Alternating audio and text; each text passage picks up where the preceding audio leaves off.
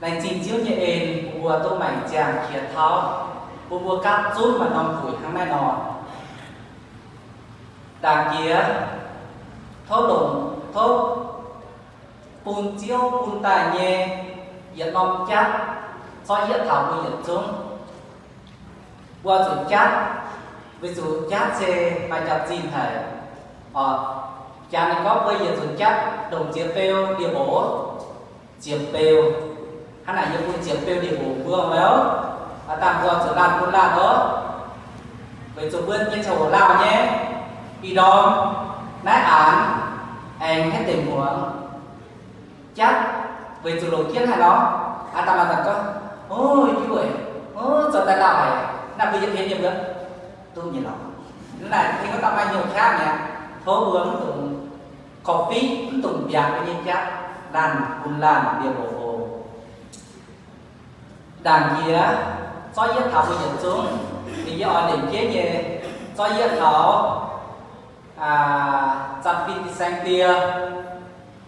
tí bùa người miền tổng hiếu con miền Việt Nam nằm không máy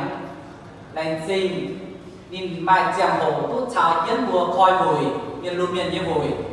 và mai chiếu như bà in hoi chàng hoi tỏ chiếu như bà tài cùng môi trường kiến hổ hiếu điều dân lái mà sám nhận sỏ mấy cái hiếu tu chặt pin thì xanh tia với nó trầu thằng ái thâu chặt pin xanh tia sâu chỉ xin vinh chứa đi chịu xanh nhìn giang cho miền tốt quật vừa chàng hồ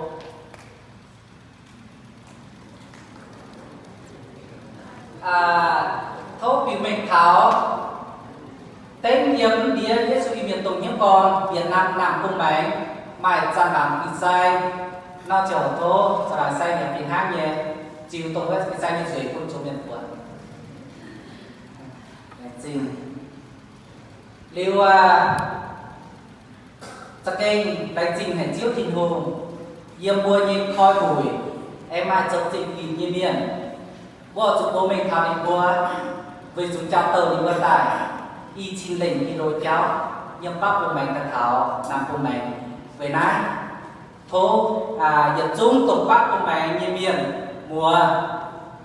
sau khi sinh tại cùng nằm của mình như miền đồ miền túc vật thảo về bua nhưng bác của mình như miền rồi đồ hái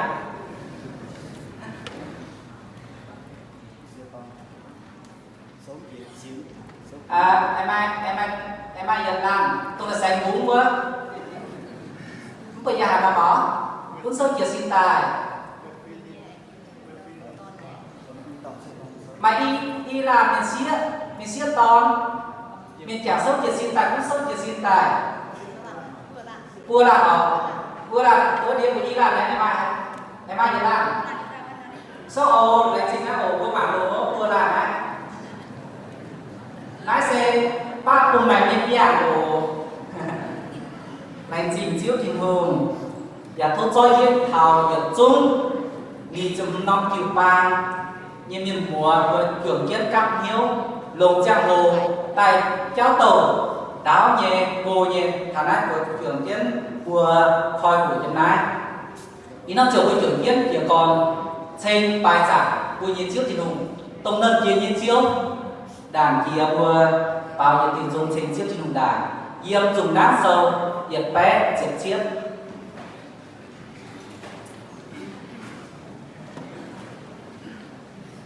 yếm bé triệt chiết bao tí nhất thì nhìn tập pham tập ấy sốt kia xin tài anh bao tí nhất thì nhìn tập pham tập ấy ở chỗ nhiên nhiều ở chỗ chát yếm trước trên hùng với chúng thì dung nhập tình khác này nào con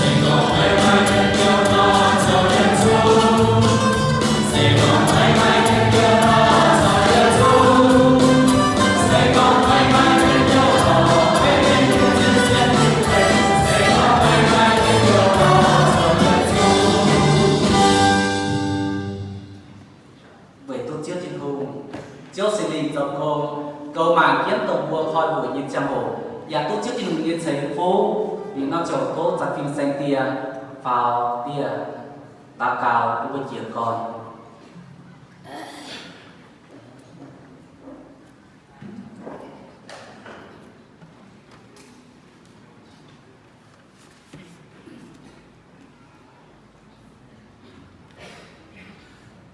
bây giờ xuống của trường chính người tàu càng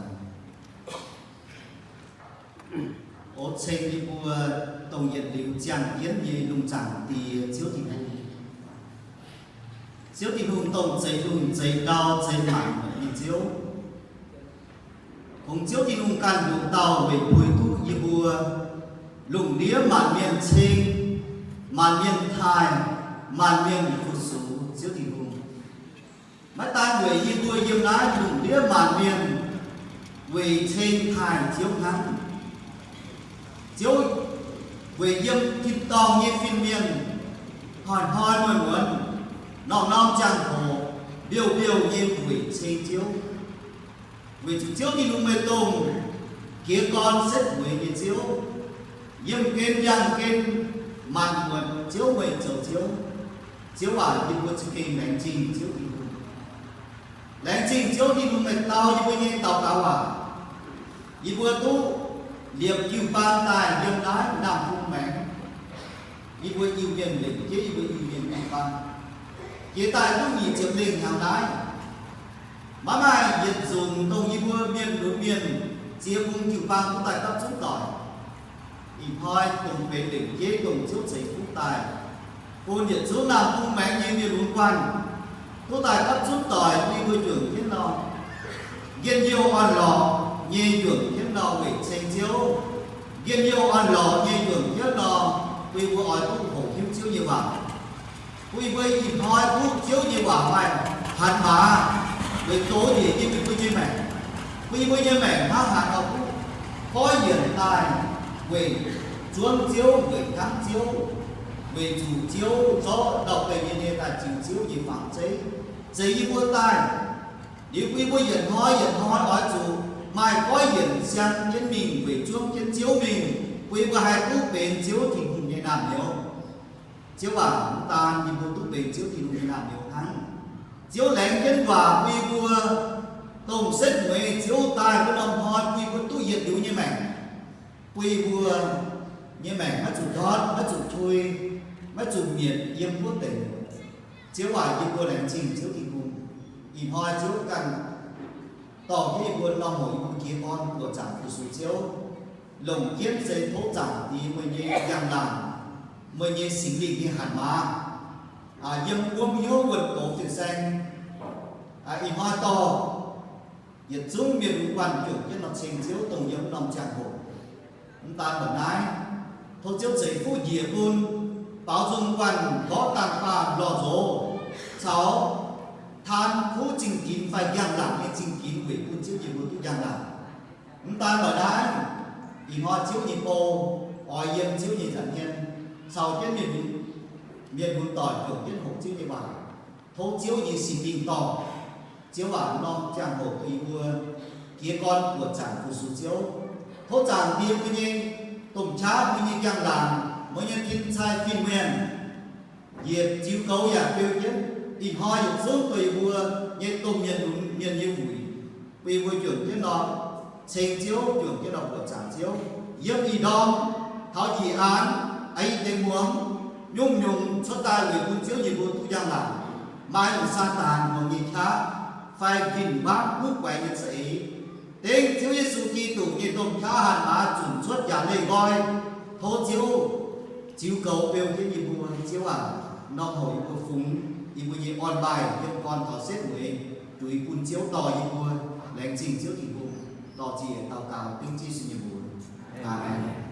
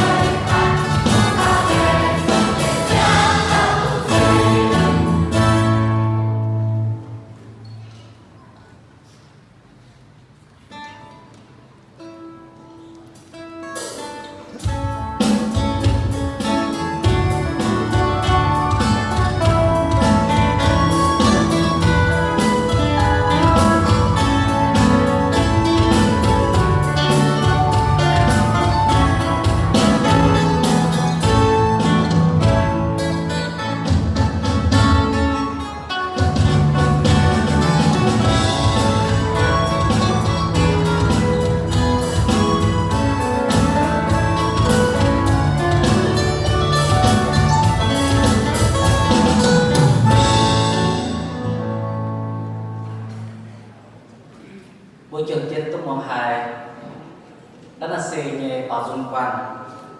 sẽ kê mai khá sẽ kê bảo dung xin chiếu thì nó mà bên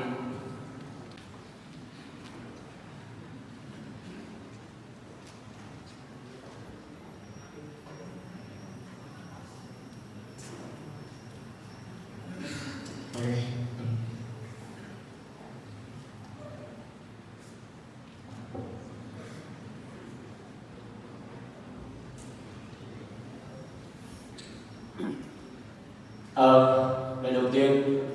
tôi xin gửi lời chào đến hội đồng Bồi Linh ở tại nơi đây. Đầu tiên tôi muốn gửi lời chào đến mục sư quản nhiệm hội thánh Bắc NC và cùng tất cả các vị lãnh đạo, mục sư đại diện cho phía Nam. Cảm ơn Chúa giây phút thiêng liêng này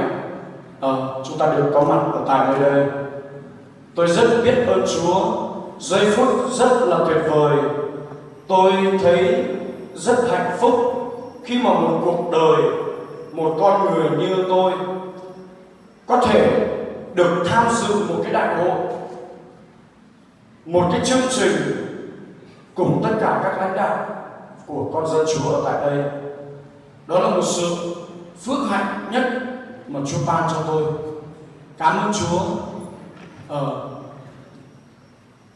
Cảm ơn Chúa cho tôi có cơ hội đến nơi đây bởi ân điển, tình yêu, sự thương xót của Ngài. Cái cảm xúc của tôi hiện tại bây giờ tôi rất hạnh phúc. Cảm ơn Chúa. Tôi muốn nói với quý ông bà, anh chị em về quyền năng mà Đức Chúa Trời Ngài đã thay đổi cuộc đời của tôi. Tôi muốn nói đến quyền năng của Ngài đã làm qua tôi như thế nào.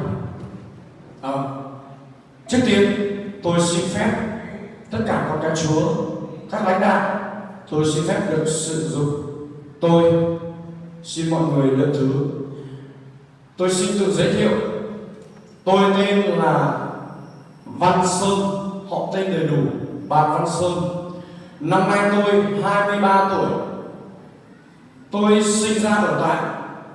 Hưng Thịnh, Bảo Lạc, Cao Bằng ở miền Bắc. Gia đình tôi có hai chị em. Gia đình tôi có 4 thành viên. Tôi xin giới thiệu về gia đình tôi một chút. Tôi lớn lên trong một gia đình và được sinh ra trong một gia đình. Đối trên quê hương tôi thì nó được gọi là gia đình đầy đủ. Về sinh hoạt thì được gọi ở trong làng của chúng tôi được gọi là đầy đủ. Vậy cho nên tôi đã sống từ tội lỗi lớn lên trong rượu chè cờ bạc. Tôi đã lớn lên như vậy. Bây giờ thì tôi xin phép được nói với quý vị đang ngồi ở tại nơi đây rằng năm 2014 là tôi bắt đầu chuẩn bị ra đời, bắt đầu ăn chơi, bắt đầu đua đòi, bắt đầu đi tìm sự thỏa thích cho bản thân của mình. Tôi xin kể câu chuyện cuộc đời của tôi bắt đầu từ năm 2014 cho đến khi tôi gặp Chúa là 2019. Tôi học hết cấp 2. Cảm ơn Chúa, năm 2014 là tôi học cấp 8. 2015 tôi học hết cấp 2. Thì lúc đó tôi rất kiêu ngạo. Các bạn biết không, tôi là một người rất nghịch ngợm. Ở trong trường tôi là học sinh cá biệt. Tôi là học sinh nổi tiếng.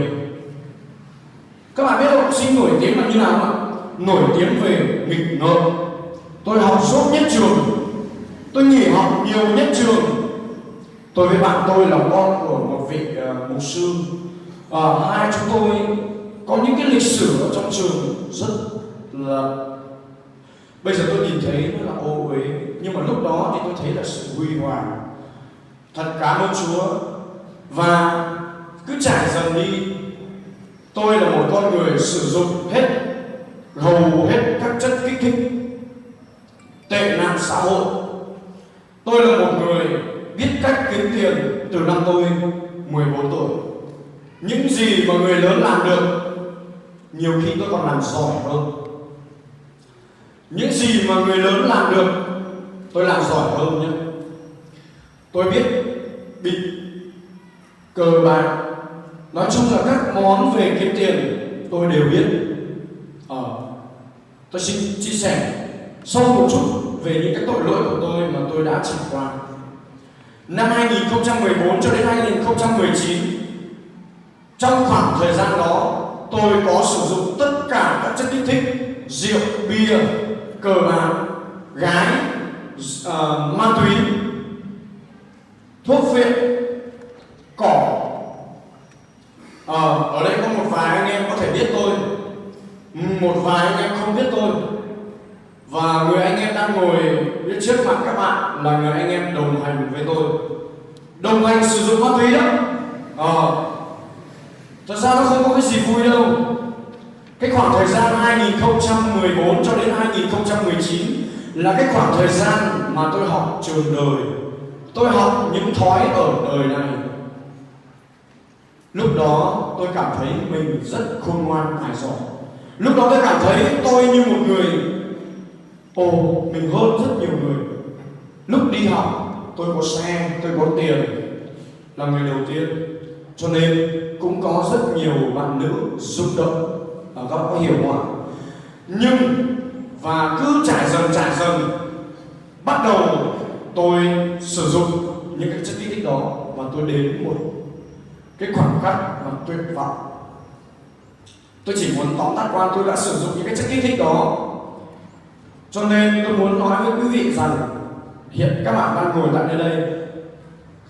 trong khán đài hội trường ở đây, ai sinh năm 1999-2000 xin mời giơ tay lên được không ạ? 99-2000 xin mời giơ tay lên được không ạ? Xin mời giơ tay lên được không ạ? 99-2000. Cảm ơn Chúa. Các bạn đang là những lứa tuổi của tôi. Các bạn đang và đã và sẽ trải nghiệm những điều này không? Nếu như anh chị em nào đang vướng bịu về cái điều mà tôi đang mắc phải, thì ngày hôm nay tôi muốn nói với quý vị rằng quý vị hãy suy nghĩ và xác nhận lại mình. Bởi vì tôi cảm ơn Chúa, Chúa cho tôi nhận biết. Nếu như không, tôi sẽ chẳng còn cơ hội để đứng đây đâu. Vào một cái khoảng thời gian, tôi biết tôi là một người nát rượu. Tôi uống rượu xong tôi rất thích đánh nhau. Tôi rất thích khà khịa. Những người trong làng của tôi, người già nhé, tôi uống rượu xong tôi nói: xin mời ba bác tay đôi với con, solo với con. Ba bác xin mời lên. Điều đó nó không có cái gì là vui cả. Tôi nhìn lại cuộc đời tôi chẳng ra một cái gì. Họ nói thằng này có tí tuổi mà đã nát rượu như vậy, không biết là ngày mai nó ra ngoài, nó không bị người ta đánh chết thì nó cũng ngã xe chết. Nó cũng từ tội lỗi khiến tôi rất là bất an. Những cái tội lỗi mà tôi vừa nói với anh chị em vừa rồi, anh chị em nên nhớ, tôi là một người đã từng rất bất an, lo lắng. Bởi vì những cái thứ đó nó vây quanh tôi không thể nào thoát ra được. Tôi tin các bạn ở đây là những người tuyệt vời, là những hoàng tử công chúa của Đức Chúa Trời. Các bạn sẽ không có trải nghiệm đó. Tôi mong rằng các bạn sẽ không bao giờ có trải nghiệm đó. Bởi vì tôi muốn nói với quý vị rằng tôi là một người, tôi đã đến gần như là bước đường cùng. Gia đình tôi là một gia đình tội lỗi, cho nên tôi lớn lên từ tội lỗi. Và có một điều tôi cảm ơn Chúa, tôi đến với Chúa không có một ai thúc giục, không có một ai dẫn đưa cả. Cho nên quý vị đang ở đây, quý vị đã có những người phải thúc giục quý vị, đó là điều tuyệt vời nhất. Cảm ơn Chúa, Chúa thương xót cuộc đời tôi. Tôi đến với Chúa. Trước khi mà tôi đến với Chúa thì cuộc đời của tôi nói thật sự với anh em, những cái câu mà người ta làm tôi tổn thương nó mới tỉnh ngộ ra cuộc đời của mình. Mình cũng là con người, mình cũng có suy nghĩ. Tại sao mình để người ta nói mình như vậy? Người ta nói rằng ồ, thằng này chắc lớn lên chỉ có ăn đất, lười, láo, tội lỗi, chỉ biết là phá thôi. Cảm ơn Chúa, họ nói những điều như vậy tôi rất buồn. Đôi khi tôi có những tâm sự tôi chẳng biết mình tâm sự với ai. Ở ngoài đời á, mình tâm sự với người ta chỉ mang cái tâm sự của mình ra để làm trò cười thôi. Cho nên có một cái kỷ niệm mà khi tôi đến với Chúa, tôi xin kể cho anh em cái kỷ niệm đó. Và cũng chính ngày đó là cái ngày cuộc đời tôi lật sang một trang mới. Đó là vào một cái kỷ niệm vào hồi năm 2019. Lúc đó tôi ở Phật Sơn, Trung Quốc. Tôi đi làm ở bên đó và tôi uống rượu. Hôm đấy là uống rượu rất nhiều. Và sau đó tôi đã nổi nóng. Tôi đã bị điên rượu, nát rượu, xảy ra tranh cãi, đánh nhau. Sau đó ông chủ đuổi tôi ra ngoài, không cho tôi ở Trung Quốc nữa. Ông ấy nói: mày đến nước của tao, mày dám làm điều này, mày dám đánh nhau ở đây, mày dám nói tiếng Việt ở đây, ông chủ của tôi bây giờ ông phát hiện ở đây có người Việt Nam, ông không nhận mày nữa, đi về. Đó là cái cái khoảnh khắc hôm đấy. Lúc đó mà không có cậu tôi thì tôi đã bị ông ấy đánh không biết như thế nào. Tôi bị đạp một phát vào ngực và tôi bay cỡ khoảng gần 1 mét. Tôi bay vào giường và tôi ngồi ở đó, tôi không động đậy được cái gì. Và lúc đó tôi đang kiểu như dạng là hôn mê lắm, say xỉn mà. Và cái thời điểm đó, về sáng hôm sau, tôi bắt đầu tôi suy nghĩ rằng mình về mình sẽ làm gì. Tôi đi ra đời, tôi đi làm việc từ năm 2014, 2015 cho đến 2019. Miền Bắc, miền Nam, Hà Nội, ở miền Bắc, miền Nam hầu như chỗ nào tôi cũng đi làm thuê nhé, đi làm công để lấy tiền. Nhưng cho đến thời điểm đó, chưa bao giờ tôi có tiền ở trong túi, chưa bao giờ tôi có khoản tích góp ở trong tài khoản của mình. Và tôi bắt đầu suy nghĩ ra một điều, mình cần phải tìm một cái điều gì đó cho bản thân mình. Và tôi bắt đầu tôi gọi điện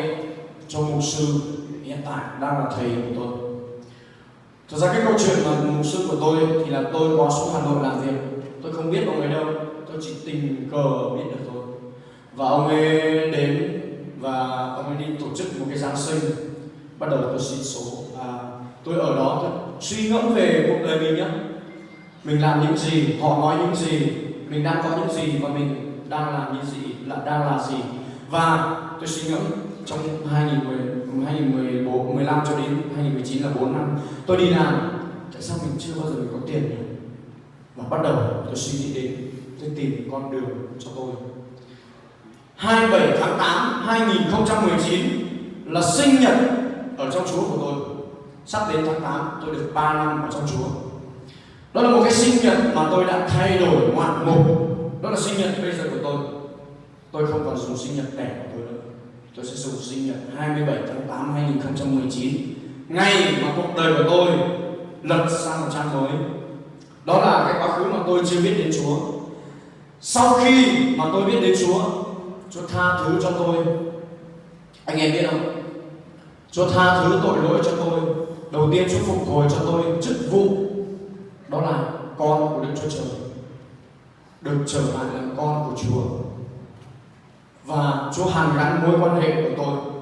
Tôi xin kể, xin thưa với anh em ở miền Bắc, các cậu, các mục sư, các bác của tôi đều là mục sư.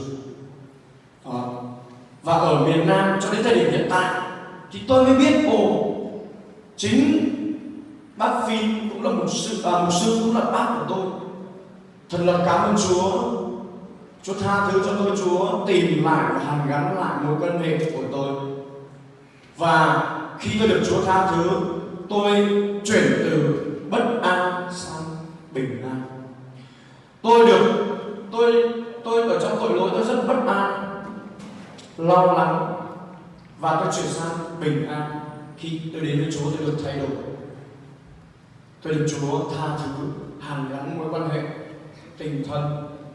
Cảm ơn Chúa. Hiện tại thời điểm bây giờ, khi đến với Chúa rồi, tôi là một người mạnh mẽ.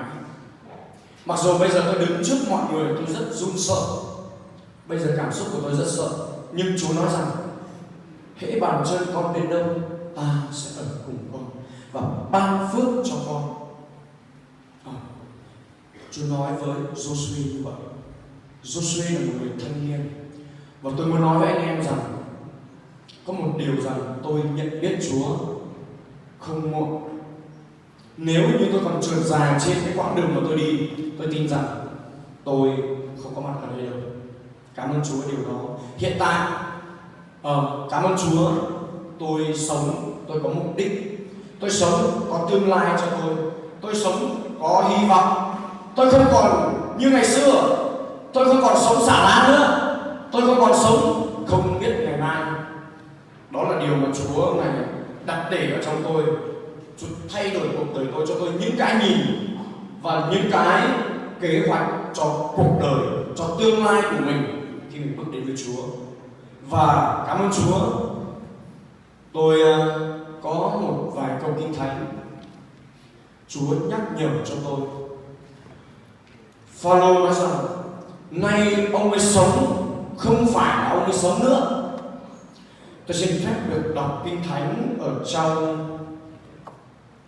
Galati đoạn 2 câu số 20. Các bạn chú ý nghe nhé. Tôi đã bị đóng đinh vào thập tự giá với Đấng Christ,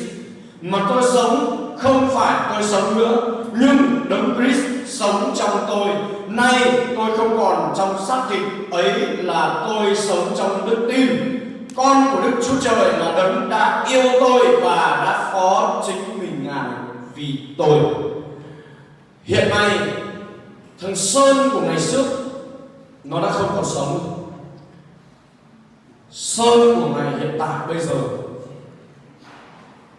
Chúa sống ở trong tôi. Thằng Sơn ngày đó nó đã chết rồi.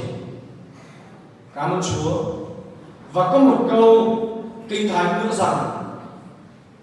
Chúa nói cũng là Phao-lô, tôi bây giờ được như thế này, nó là không phải là sự cố gắng, sự nỗ lực của tôi nhé, không phải sự tài giỏi hay là sự siêng năng hay là sự gì đó của tôi. Tất cả là nhờ ơn của Chúa, nhờ ơn của Đức Chúa Trời ban cho tôi không kể xiết. Các bạn đừng nghĩ là do bản thân của tôi nỗ lực mà có nhé. Nếu như không có tin cậy Chúa, không có điều gì xảy ra đâu các bạn nhé. Cảm ơn Chúa. Và cuối cùng tôi có một câu Kinh Thánh cũng như nhắc nhở cho tôi, nhắc nhở cho những thanh niên 99, 2000 đang và đã và sẽ thực hiện cái mạng lệnh này. Và Chúa muốn anh em chúng ta để ý cái lời mà Chúa nói này. Chúa nói ở trong Giô-a đoạn 12 câu số 1 và câu số 2. Vậy hỡi anh em, tôi lấy sự thương xót của Đức Chúa Trời khuyên anh em dâng thân thể mình làm của lễ sống và thành. Đẹp lòng Đức Chúa Trời ấy là sự thờ phượng phải lẽ của anh em. Đừng làm theo đời này, nhưng hãy biến hóa bởi sự đổi mới của tâm thần mình để thử cho biết ý muốn tốt lành, đẹp lòng và trọn vẹn của Đức Chúa Trời thế nào. Phao-lô xin anh em ở tại thành Roma hãy lấy của lễ là thân thể mình sống thánh cho vương quốc Đức Chúa Trời. Cảm ơn Chúa. Chúng ta sẽ nhớ đến nhau trong sự cầu nguyện. Tất cả các bạn là những thanh niên trẻ tuổi, là những người đang và đã và sẽ thực hiện cái câu mà Phao-lô ngài tấn tới Phaolô ngài khuyên dạy ông này xin tôi cũng vậy, tôi được học hỏi từ các vị thánh này. Mình cần có một đời sống và tôi rất hạnh phúc khi tôi sống cuộc đời cho Chúa, tôi sống làm gương cho Chúa. Xin mọi người nhớ đến tôi trong sự cầu nguyện để tôi có thể bước đi đắc thắng, sống kết quả, sống cho Chúa. Cảm ơn Chúa. Tiếp theo tôi xin hát một bài hát về cuộc đời của tôi được đổi thay. Cảm ơn Chúa. Xin mời ban nhạc.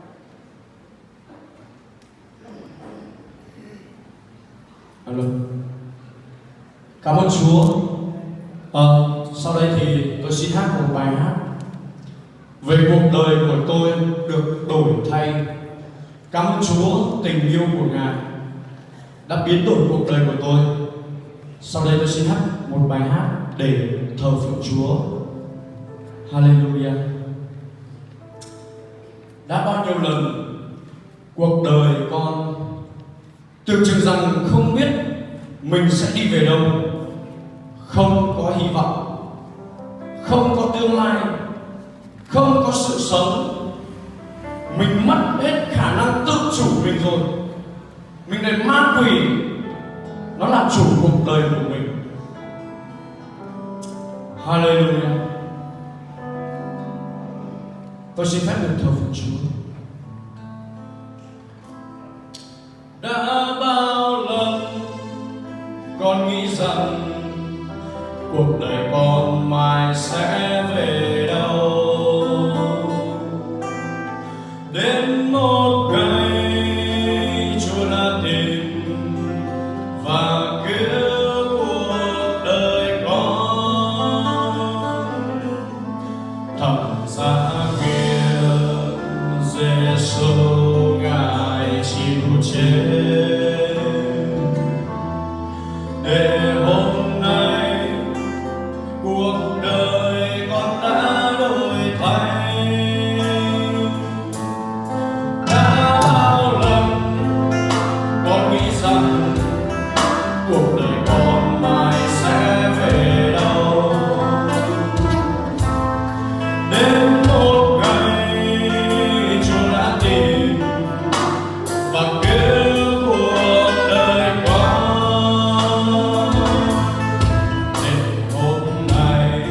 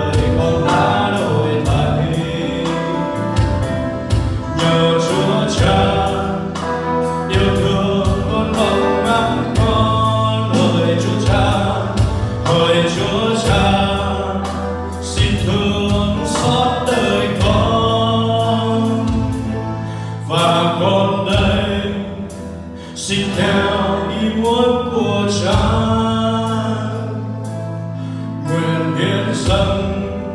Trong cuộc đời con quyết không phải nguyện hiến dâng,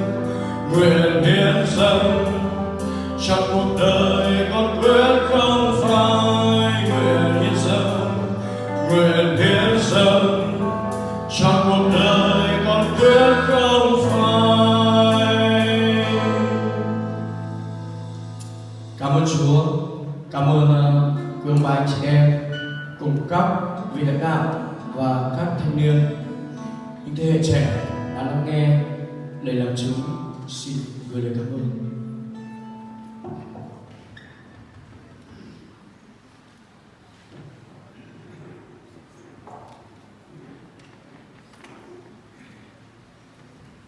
Lãnh chính chiếu của tu hài tổng dấu trình kín hát tần con chẳng dây nhé vừa lùi non ta tàu hiu ở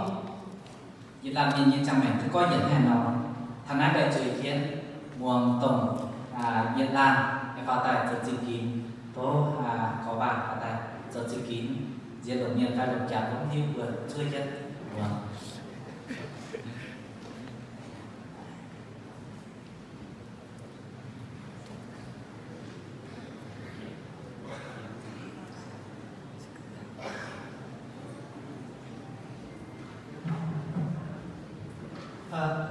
thứ nhất là thôi lệnh gì nhận trình trước tin thường tu cun đi bừa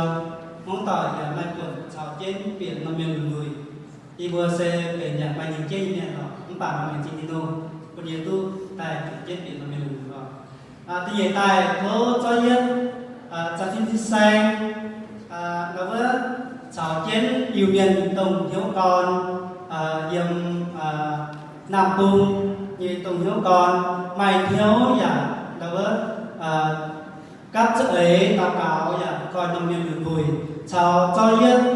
chúng của miền lùn tại nhìn vùi họ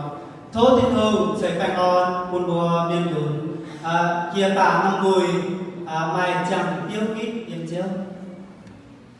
nếu lấy chính thiên hương như muốn tỏi không chào trên tân ái tiệm vùi nếu giả thố năm chẳng trên tham tề chính kỳ tông đối với tin thông thầy như tông thầy cũng không tỏ triển tài gì chỉ cháu và tin thông chỉ mai tổng chắc nhưng đại do có thầy thọ chính kỳ như thốt bổ thầy thọ như căn ia sẽ là tảng miền là bây giờ là tảng ngã ia hiểu tảng chân vàng ia tu đi nhà biển pha chụp về nhắn ia đối với mày đủ tà áo sáu y một chuối này chị tin hương nếu anh nhìn sẽ to để tài nhé thì bông muốn tỏi để tài nhé trở này bữa này chị không nếu đại do có thể thoại trên kỳ sẽ có thể thảo lông này như sẽ xuất xảy tại chủ miền y tô miền sẽ chỉ đảm bốc nhằm in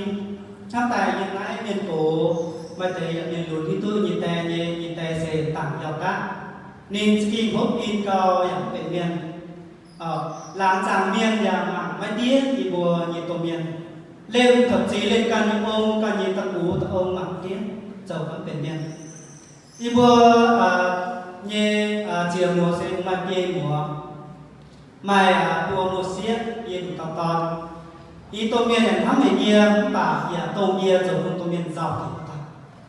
đối với bùa tô miền sẽ căn như căn tô miền quảng miến yểm xin chúa pet chúa chụp pet bản sẽ căn tô miền quảng thiên miền tài năng liệu yếm căn đếnทุกคนทุกดวงliệuแต่เราđi quảng miến là yểm xin chúa pet chúa chụp pet là mình chọn cái quảng yểm in thảo in xin là nhà mình sẽ quảng tu đối giang in bản là bây giờ cổ hệ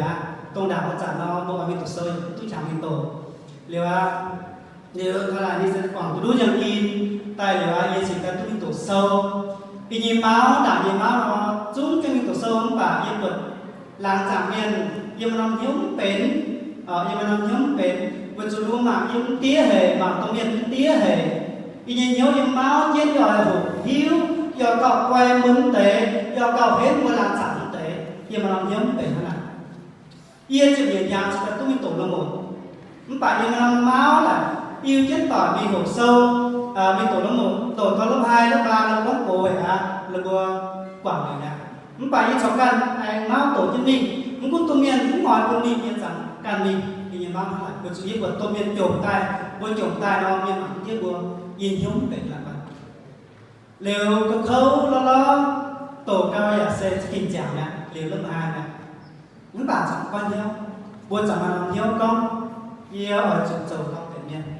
vừa trường đúng mà yên tía luôn dấu cũng tôi miền tổ những bạn trường cũng tự nhiên nó tồn bảy cũng tự nhiên chủ tự nhiên nó kinh tham thì được bùa không liên hệ bùa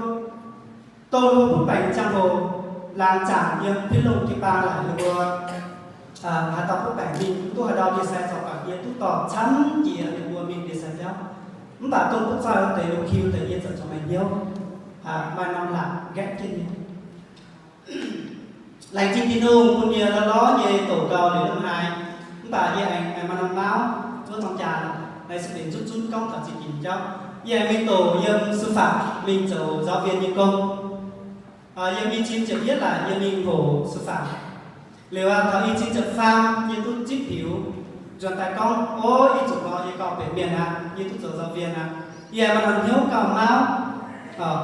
giờ mà nằm hiếu cầu máu có đi chủ nhiệm trực tiếp về bởi cháu vì ước mơ với cháu sẽ xuống hay bền số tài nếu giờ mà nằm hiếu trả nổ nó hỏi cha cầu hút tiếu cha cầu giao lưu cháu là bữa cán bộ cháu là bữa xã dân viện về quyền sáng thì nhiên vừa là tiếu giờ sẽ phải nhận tạo biên hút tiếu tài hút đi giờ chỉ quyền sáng bộ cán bộ cháu như liệu mà chia chuẩn hốc tiêu tài là giờ cũng hốc cả giàu liệu hốc tiêu tài là mạnh đỏ như tôi đọc chia chuẩn gì nó vài thì nó quân hà đầu nó quân tệ thay mà nó sẽ về những dụng chỉ việcทุกvật liệu mà thôi như anh chào chiến của tàu cảnh sát nhưng huyện vớt không bị yên sát cái bọn đi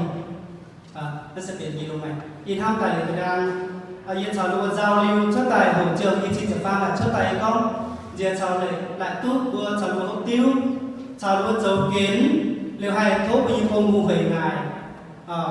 liệu cún mình cún sau vừa giảm được phùng mò bao nhiêu nhà năng đồ thính tu vừa không phải như sau này ngài nhớ nghĩ tốt cao thiên thu nghĩ tốt cả cao thiên thu nghĩ tốt quá nhiều quảng ơn long áp ấy lại nghĩ tốt cả cao của thiên thu sai sau cao bảng can liệu dầu ninh dầu tài thảo ghi chín chậm chết liệu quy nhận vi chấm liệu dầu coiอย่างเป็นเมียนะหมั่งใต้เวลาจากเมียนบริษัทก็อย่าเราอย่าเก่าพูดบัวอย่าเก่าไม้บัวliệuอย่าจันจันติ้วยินที่เดียวตัวเมียอย่าหลังตัวบัวอย่าติ้วยังขี่เขาเก่าเลยมาหน่อยการทำสวนlà người nhận chủ liệu có miền mảng tiếpบัวdầu ก่าnằm nhớบัวôi anh dầu ก่าเป็นเมียนliệu cứuเก่าเป็นcon chủบัวsẽ bùa chụp bằng cá, anh chăm bằng cá bên nhân mảnh này nó nếu như căn chóc kinh sâu ra tổ yên tổ kinh sâu phương chủ yên tổ kinh sâu xây dựng nhân mảnh chẳng kìa xây dựng sinh dung thì phép về trình độ trang vào niệm cống máy bùa máy tùng khảo chủ lô như miền máy tùng khảo vào miền lưu bùa hai thành bùa nếu như lại chụp tùng thì nhiều không ố thiên đung sẽ lung sẽ đào như chiếu có dùng về tiểu vương thốt chiếu của hỏi gì bữa nào mình khảo miền điều dân lại là dân chụp nhẹ là nhìn chụp đi chỉ chụp chết thì chụp chiếu dân lại ta như mảnh lệnh chế buộc chiếu lệnh chế phùng như gì chú nhiều giàu phùng như buông không tỏ gì chú tùng chiếm chủ như phùng chiếu dân lại ta thì sẽ phải cũng bài con tỏ cho nhiều sơn công đảm bài con nói mình trả lúa giàu hơn nhiều nhé rồi ta không tỏ ảnh ngốc không tiếp in rồi ta bài con rồi cũng có cần giàu rồi cũng có cần khấu nhưng chuyện gì là nhìn trường thôi trực chết lại ý chí trực chết lại gì coi nhau giờ người ta cháu chết thì bằng sự vùng lý do lại ta yêu với con mày nhớ hiểu cho nhiều việc cảm cảm và như là tay con nhớ lý do chẳng thảo con ai bị thố giáo viên như công phê rồi nữa phiên sang dòng với lại những thăm lại là một tràn hồ nói dân khung chẳng thao hay đâu mai vùi phải mai hồ sơ như mọi mình thắng như là khu dịch nha yên thăm nhìn lấy chỉ chiếu là khu dịch nha liền tông là nhà y chỉ biết là nhà yêu toàn toàn hô điểm xuất tổ liều cấp 1 nhìn ham con ô thiên hùng ham thì bùa ít trả nó không ai nhung nhung của tất cả con thiên hùng giỏi thốt điểm kỹ nông trường hổ lồng như tàu của chúng yêu mấy mảng cha liều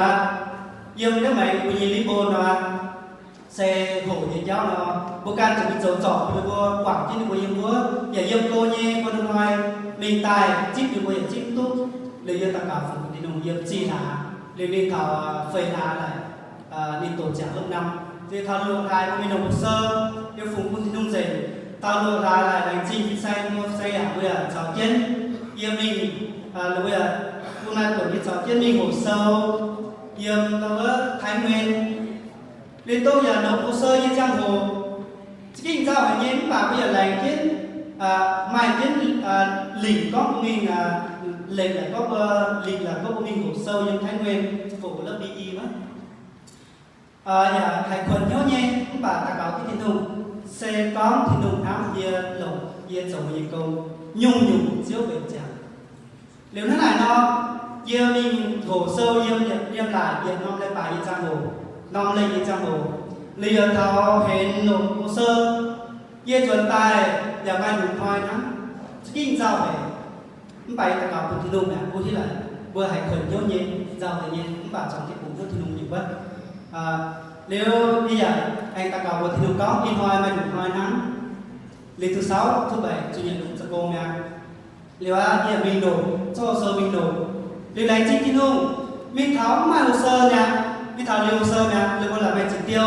ví dụ nhà tháo pet phải đi pet tàu liệu chỉ đổ còn lại hồ sơ đó mình tháo mai hồ sơ nha liệu tháo cho hồ sơ mình tháo cô ấy in hoa ta được hồ sơ đấy không ô mà nó tại sai lấy cô sợ tôi ghi nó lên bài mày và tìm hoa mà đủ hoa mình sẽ tái thì có đi quân hướng tỏi mày đó khấu tài mày đó là tài đi bướm chúng ta đi bướm thuộc cùng tài đi hỏi tài đi cho hồ sơ đi mà mặc được ô mình to nhận hồ sơ hết nhé anh chị xin không quý lại về anh nhớ anh phone tốt nhất liều lòi mày hồ sơ nha liều em tao cô đi có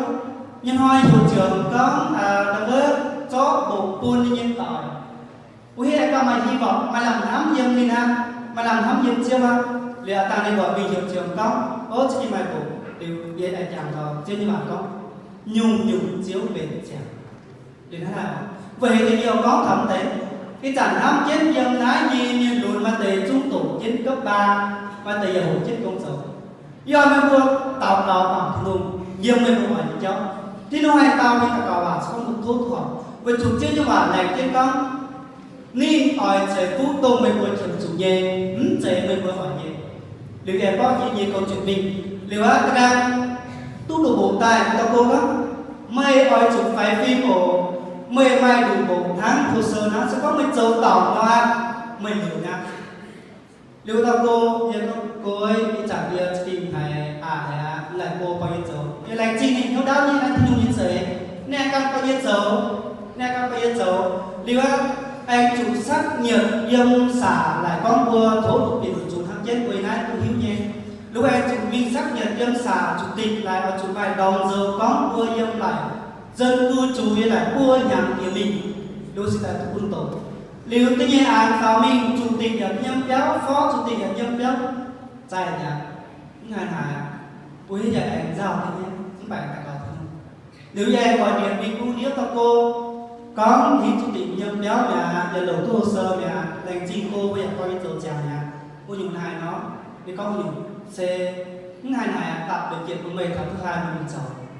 ô anh chuyện dùng là chỉ lành chính dùng nhớ muốn chiến tàu cào thì dùng lành chính thì đâu điều thứ hai thì đi giờ tốt nhà liều chiếu nhìn nắm mất tin lại lành chính thì đâu như lại có thể dùng cao thì sẽ phi này tham những quyền sẽ toàn liều tự nhiên dùng tay vậy mà tao còn phải tháo y chín nhị chiếc nia anh liều cấp 2 và nia liều nữa cấp 1 nia điểm cấp 2 vậy ta cáo trên mình nhiều y chín sẽ là ta cáo mình tháo y chín nhị chiếc là nia liều cấp từ nữa cấp 1 là nia liều cấp 5 là anh thố anh ta bằng 5 năm tòng yêm sản luôn mà tòng quân yêm nếu bây giờ nhiên chó giờ hồ sâu nhiên chó giờ bùng lò này buông máu và bùng phi chuế hồ hiếu của chủ đạo thì nhiên máu là hồ hiếu như tiếng gọi máu hồ hiếu và căn hẳn đó nếu giờ mình thấy thầy cô chẳng đó như ngay như toàn tút tao biển nha liệu nếu có giờ ai thốn tao toàn phải bị là nổi chú hải nò được có mà chủ mình sắp nhận hộ khẩu bùng căn tàu nhận con nuôi nếu như chiều thấy chỉ nhìn trở lại vừa mới chưa có ý chẳng của chú buôn mình toàn phải nhận con nuôi sẽ là thúc tiền của chú đi cháu đi ta cáo với tên ông bà đi căn tây bị dễ đi mới lò miên lò kia y tao muốn bún y tao y của miền muốn bún lò biệt phàm tao luôn bún nhé bà nhà chế cổ biệt biệt quỳ ông rồi con là ông bún nhập rồi con nuôi nếu ai lò biệt tâm phấy tao luôn bún á bà là chẳng phải dài nhăn ai mai làm á lúc có mới nhiệt con nuôi mà châu hồ tình nhiều tình minh xin mai làm lên sẽ tài tu dần tài nữa giờ hồ sơ rất là kia nha không phải là có chứ mình ôi rồi nó sẽ dùng của tiền nó in dày nha đi nhớ giờ kiếm mọi quân ta toàn phải dừng ngày xả là chủ là bộ hồ sơ như gió giờ đồ hải về đô liệu điềm như tàu đi ẩn ói tao bị ngoài bị quản chết lại của ói hồ giờ ói hồ về can chỉ tao bị chảo nha đến này ta cáo chết mình bây giờ nộp hồ sơ giờ có biệt chứ nộp hồ sơ nếu anh em là nhà y chi nhịp trở lại chụp chúa lại thấy chi nhịp trở lại đi qua làng mà tao đi bang mà tao ở phòng tràn nhang nên mà tao phải chuếเป็นตู้เสียงอย่างนั้นนินพูดละเจ๊ยิ่งแปลงเป็นใจดับเว้ยเรียนท้าไม่นินตอนนี้อย่าทาหน่อยจ่อยจ่อลงจนมีแย่kêu gọiเจี๊ยบta bị sai ảnh kêu gọi tàiแย่kêu gọi tài nó lồng tài khoản vì tài khoản ta một phê cho đến chiều nhiều như tài khoản điều có là chàng là lộ thà để lúc tết dầu linh nữa nhiều đủ mai đủ tuần hay như liêu là tuần mình dầu sơ bên toàn phải bị nội chú lại vô cún tính tu nhiệt con luôn và cún nộp cái lại chuyện thương mình dễ như cùng thì cho như tiền nông như rồi hồ sơ liêu tiến lại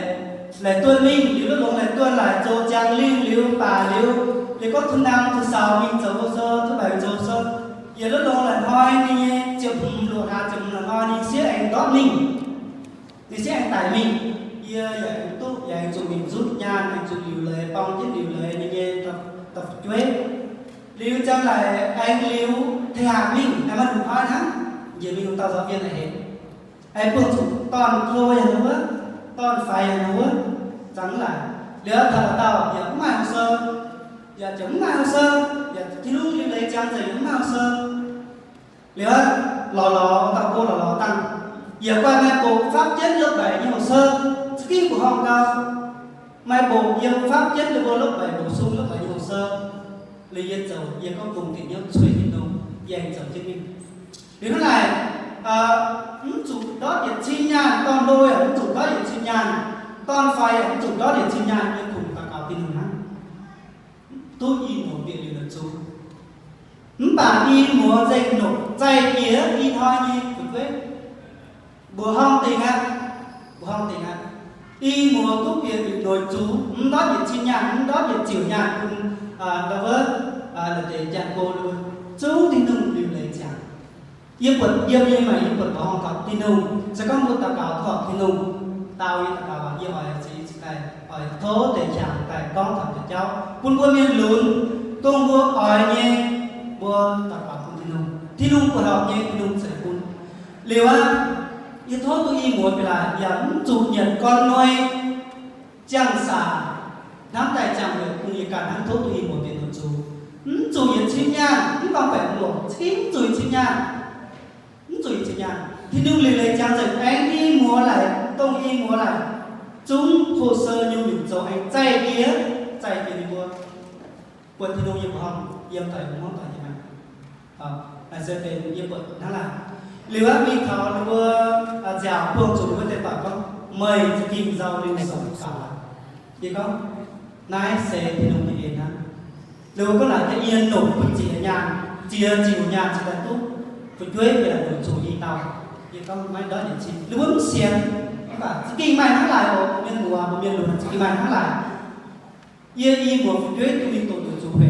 đó để chị nhà thì nung yên sẽ yên ta cầu thì nung phải của tao à lô tao yên ta cầu chúc cả phải của tao yên ta cầu y nhá thì nung tao ta cầu này chỉ kinh chiên này thì bố muốn tỏ lại chỉ thì nung cao tôi y một cái mình tụi mình chủ đi chẳng như này thì có nhiều chiếc thì nung tai yên này tôi yên tí tao phải quyết ta được yên này của thì nung yên nam thì chẳng như cao mình khác cao mình khác của số thì nung yên cái hải này chỉ liền nó lại về thì con thằng ấy đàng như mày mảng tiếp như mảng tiếp như là giờ mà nó nhớ hỏi khổ quay tay mảng tiếp đi buông yên ơi căn như thế lò thố công túc yên của nó lại lưu thao bao nhiêu cũng quay nhớ này buôn thố như là túc lý của chữ ký của họ thì nung như vào lý chỉ có chú ý như chương trình buôn tôi hiếu liệu mua miền lùn ở chủ mà nhung mà chủ tàu cào thố thì nung họp nhẹ thì ngoài tao mua chứ không họp nhẹ thì nung tao mai tế tao có bà hay liên dây của thì nung như tao muốn bảo mai tế chỉ là nhằm đáp cho tao anh chị thì nung với rồi nếu mình mua miền lùn giảm chết sẽ có mình mua ở chủ xiên cao thì nung nhiều chuối phun thì nung kinh chia như xiên nếu mình mua thố nhẹ mà bây giờ xiên thì có kinh mai cái này đó thì nông nói cao thì tất cả bạn cái gì chương trình bạn xin hôm nay mi tôi thấy tôi cũng nhận được về tôi cũng bảo nhiều nhớ kỳ phải thầy cũng nhận xong và on tôi cũng muốn tỏ nhớ xong này thôi là chương trình thôi cũng nhận được chẳng tiên kết như thế này là chương trình